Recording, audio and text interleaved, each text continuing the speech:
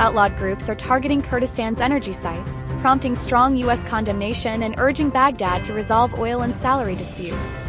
This threat is alarming to international companies that have invested tens of billions of dollars in Iraq. An expert in the oil and energy sector noted that drone attacks on Kurdistan's oil fields also impact Iraq's financial revenues. If left unaddressed, they will directly harm Iraq's economic stability and the operations of companies that need to enter Iraq. Continued attacks may cause these companies to suspend or relocate their operations. For some time now, illegal groups and militias have been launching drone strikes on Kurdistan's oil fields. As a result, several facilities have been damaged, and some international companies have suspended their operations. In the past few days alone, there has been a wave of ongoing drone strikes on cities in the Kurdistan region, especially oil infrastructure. Although Iraqi PM Mohammed Shia al-Sudani has formed an investigative committee, no one has been arrested or held accountable so far for these drone attacks.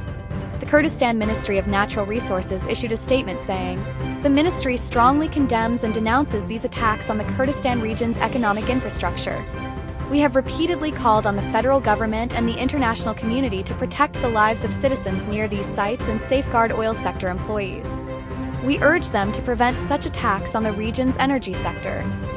Dr. Reuben Samed, oil and energy expert, told the Kurdish Globe, "According to the latest reports by Iraq's Ministry of Planning and the Ministry of Finance, 92% of Iraq's revenues come from oil exports.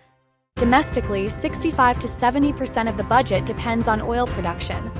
Oil is the backbone of Iraq's economy. Therefore, these attacks on Kurdistan's oil infrastructure are very dangerous, and this fear is shared by the international companies that have invested billions in Iraq. Beyond Kurdistan, the southern and western parts of Iraq are also heavily affected, as many of these companies operate there.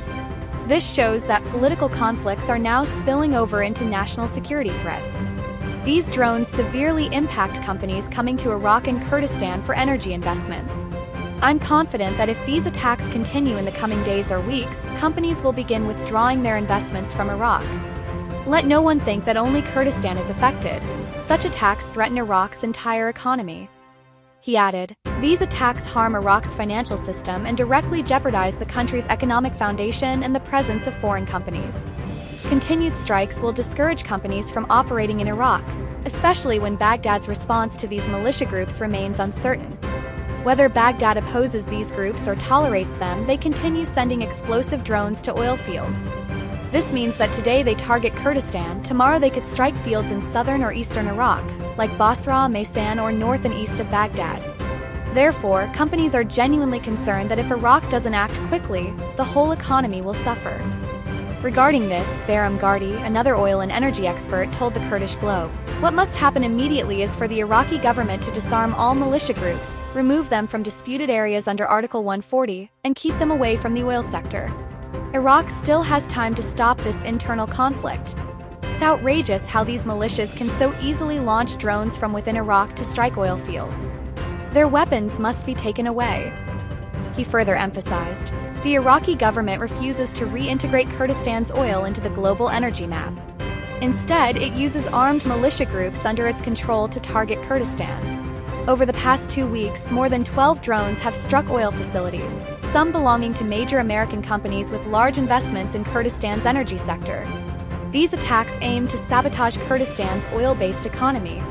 The United States must not accept this. These strikes will lead to fuel shortages and electricity crises in parts of Kurdistan and Iraq, which contradicts U.S. public statements supporting Kurdistan's energy development."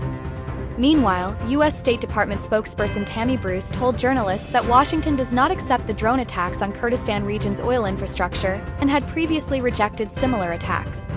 Bruce added, "We've made it clear that we expect Iraq to resolve its oil, salary, and other outstanding issues with Kurdistan in a fair manner."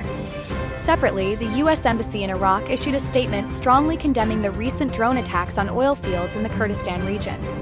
The statement said, "The United States strongly condemns the recent drone attacks across Iraq, including the July 14th and 15th strikes on the vital Kermala and Sarsang oil facilities in the Kurdistan region of Iraq."